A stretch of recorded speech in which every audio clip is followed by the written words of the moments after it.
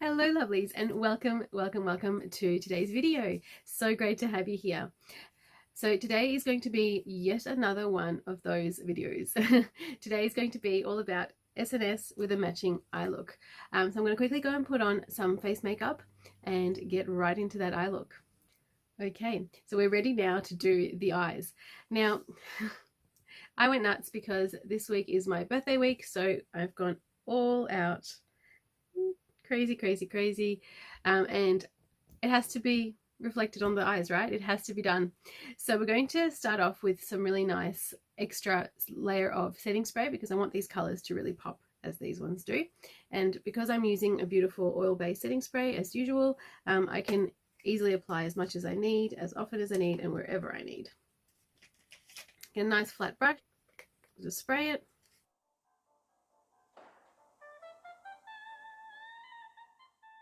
So let's begin. So of course for today's look, because it's going to be so extra, I'm going to go into some really beautiful bright colors with my BH Cosmetics and also a little bit of the Nutrimetics. I'm going to start with a beautiful bright purple on this defined crease brush because it's just so easy to control any kind of action you do on this brush, and it's also nice and tapered so you can really get into the crease, and that's where we're going to start. So just blotting it on and creating the shape.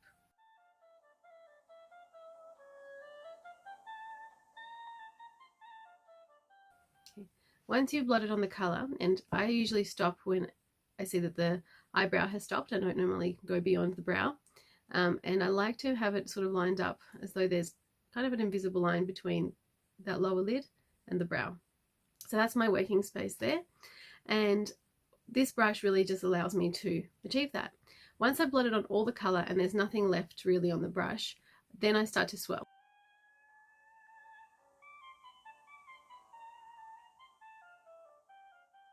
The reason I've chosen this technique is I don't want to diffuse the color at all. I really want it popping. I put extra setting spray down for extra priming.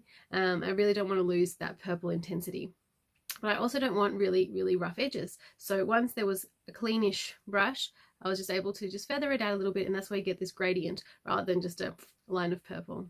Okay, I'm going to do the same thing on the other eye and come back. Now that I've got the crease stamped in and the brow feathered out with the beautiful bright purple, I can start introducing some other colors. So I'm going to go back to the flat brush that I used to apply my setting spray. It's still a little bit damp, which is perfect, so I don't need to respray it at all.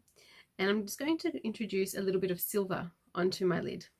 I'm going to go for a nice light shimmery silver, just like this, and go right in the middle.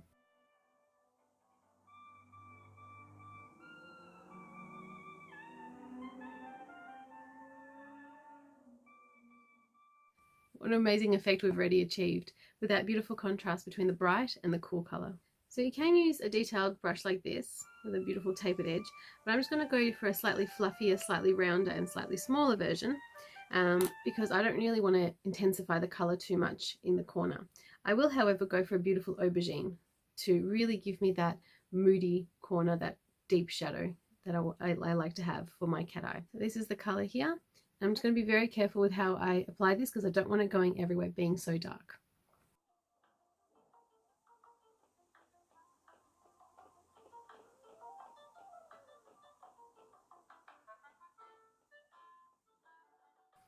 Okay, so little stamping and little rotations, stamping and then little rotations. So there's still heaps of color on the brush. The stamping just applies the color on, so it intensifies. So every time you see me stamp, I'm just trying to darken it up.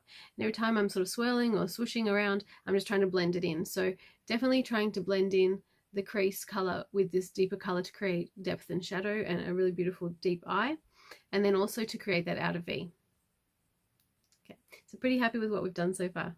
I'm going to go ahead and do something a little crazy. I've got a little flat brush here which I'm going to dip into the setting spray there to make sure it's not too wet, and I'm actually going to go for a darker grey next to the lighter grey. Let's see what that does. It's a beautiful shimmery sort of charcoal grey. It's going to go right next to the silver.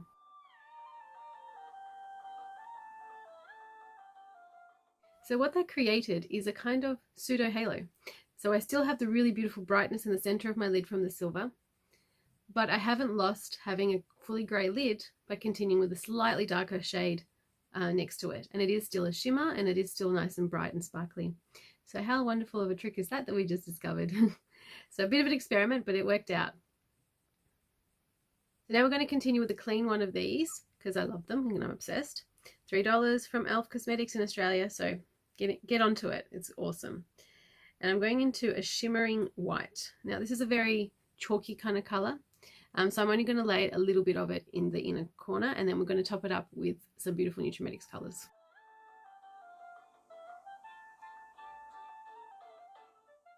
Same brush is fine, and I'm just going to go into this set here and into my most abused color, which is that one there. It's a beautiful shimmer, and it has a sort of pearlescent quality about it. Right, and then just right on top of the white. Okay, lots of tapping actions happening, which is just all about putting on extra color and extra intensity. So I've got this beautiful dark moody outside and bright shiny inside, which is amazing, and I've even got that beautiful center which is really standing out with the shimmery silver. But looking directly at the lid, you can't really tell where the dark starts and the light stops. All you can do is appreciate how the light is catching the center of the lid more than it is the inner corner, which is just so subtle and so awesome. And we're going to do another subtle kind of thing for the eyebrow. So if you can see here, I've already done this eyebrow. It's nice and bright, but it's not too lit up. So it's not, you know, drag kind of makeup eyebrow, even though it's exactly where this trick comes from. So just a little bit of that inner corner glowy color, the shimmery Nutrimetics color, but because it's so sheer, it just goes on really nicely under the brow. So only because I've got really bright lights on in front of me, you can really see how that white is catching. In the normal daylight, it'll just be a slight definition. It won't be such a bright color. And we're going to do the same thing for the other brow, and you can just see that's the natural.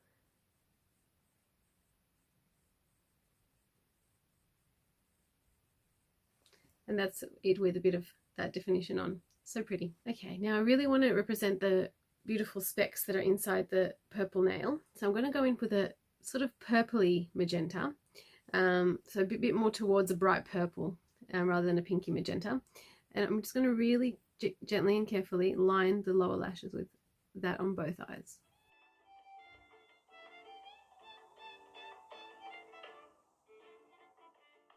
So for that little finishing pop of brightness, I used a angled flat brush. This is really good for eyebrows. That's probably what this is really designated for, but I find it just so comfortable to do lower lashes as well. And if I do wet line work with a brush, I often use something like this as well, because it's just a little wider than what you need, but it's easy to use.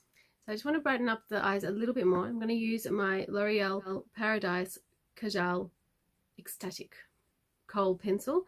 Now it just broke, so that's why I've not really been using it too much, but I bought so many of these. They were probably discontinued, I guess, or they changed the packaging or something like that, but they're wonderful, and they go on really, really easy. Look. That's it. They just give you such a brightness to the lid, and it will die down once the mascara goes on, so it won't be such a horrible white line. It'll be a very smooth white line, but it's just so nice and bright, and it really diffuses nicely in the eye. It doesn't cause any irritation or anything like that. So I just love that I could pick up these kohl crayons for a bargain. The first one I bought was half price at Target for $10, and I got 2 more for $5, which is amazing. So if you can find a similar product, which is just a lovely gooey kind of, it feels like an oil pastel, and it just draws like that. You can get really fine lines, or you can get really diffuse looks with it, and it's just a lovely, lovely feel. But they do melt and they can break. They're very soft, very, very soft. That trick I used in the corner with the chalky white and then the shimmery sheer white on top, you can do that with that pencil as well. It's so, so versatile. This look is definitely missing a black liner. I'm starting to get very typical and predictable, but it needs a black liner. So let's find one and apply some beautiful definition to the top of the eye. So I might use the Glide liquid eyeliner today. Just a pen with a felt tip, and it's pretty easy to use, especially if you want to get a very thin line happening. And you can do it pretty easily with a free hand. I usually use little feathery sort of flicks rather than just drawing it on, because I'm always nervous to make a mistake.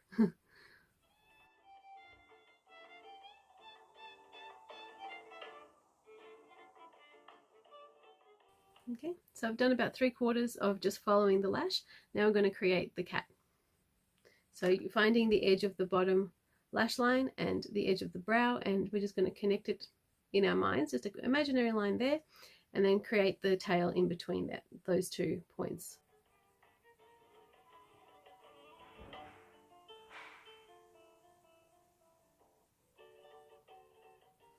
Just like that. It's kind of very intense, isn't it?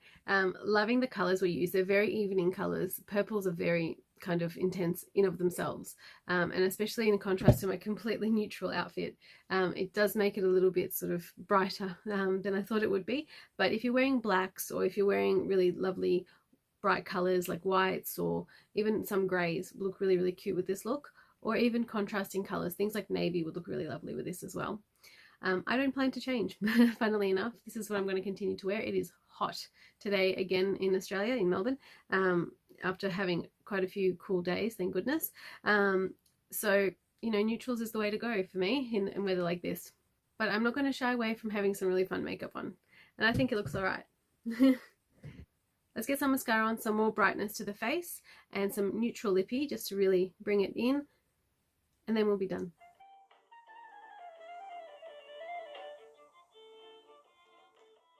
Okay, for the lipstick, I'm going to use a little combination today. I'm going to start with a color called Pink Mist.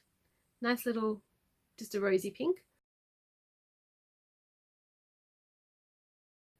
Okay, and as you can see, it's practically the same color as my own lip color, just a little bit more vibrant being a lipstick. And I'm going to finish off in the center, because I didn't put anything in the center yet at all, with a color called Nude. Very matte, very sort of dry looking lipstick at the moment, so we can't have that. So I've got 2 ways I can go. I can make it even more matte but shimmery by putting on some eyeshadow in the center just to brighten it up, or I can go the lip gloss route. And because this is a drier lipstick to begin with, and it kind of feels dry on the lips, I'm definitely going to go for a lip gloss just to brighten this up, just in the very center. Okay, so as you saw, that didn't really take away the neutral look. It didn't really add much color or anything like that. All it does is it really brings a bit of a pout to the look, and it definitely makes things a bit more comfortable. I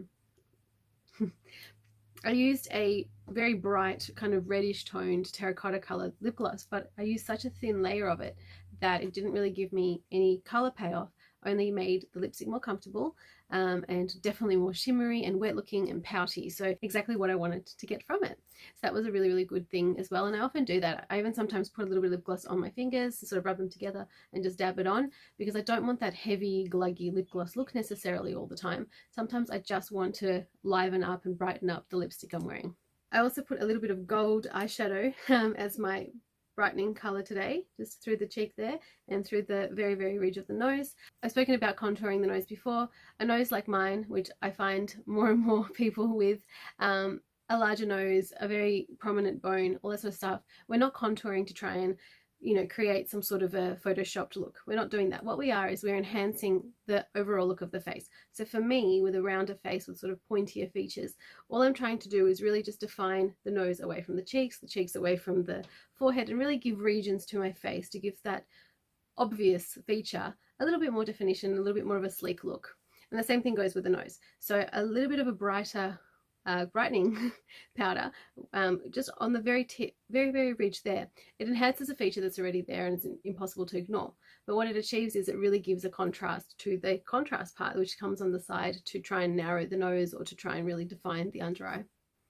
All right, lovelies, I love doing these videos. I am sad that my sister wasn't there this time to get the nails done, but she was on Messenger like an absolute soldier, even though it was 2 a.m. where she was, advising me on colors and really supporting me, and, you know, still kind of chatting away. And we've been so much in touch. We've been messaging like crazy, video calling, all that kind of stuff. You know, every decision still goes through each other. And she's been having an absolute ball, even though it's 0 degrees where she is. She's freezing, and you know, we're boiling and burning in here in Australia, but you know, that is the world. It has 2 sides, so that's how it is.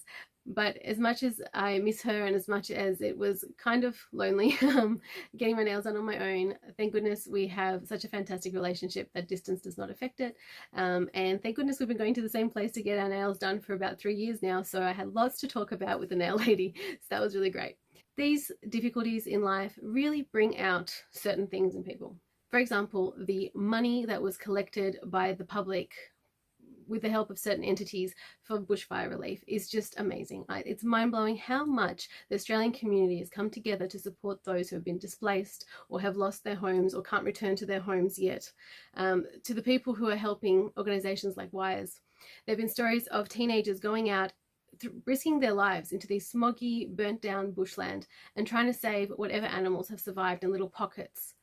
The heroism in this story is far larger, far larger than the loss, even though the loss is just tremendous of biblical proportions. 480 million animals have perished. The loss of land, the loss of environment, the loss of homes and things, and the tragedy that has come of all of this. And the saddest part of all is that a lot of these fires were not natural. A lot of these fires were arsonists, just trying to be, you know, getting their 5 minutes of fame or whatever was their motivation. Really no excuse.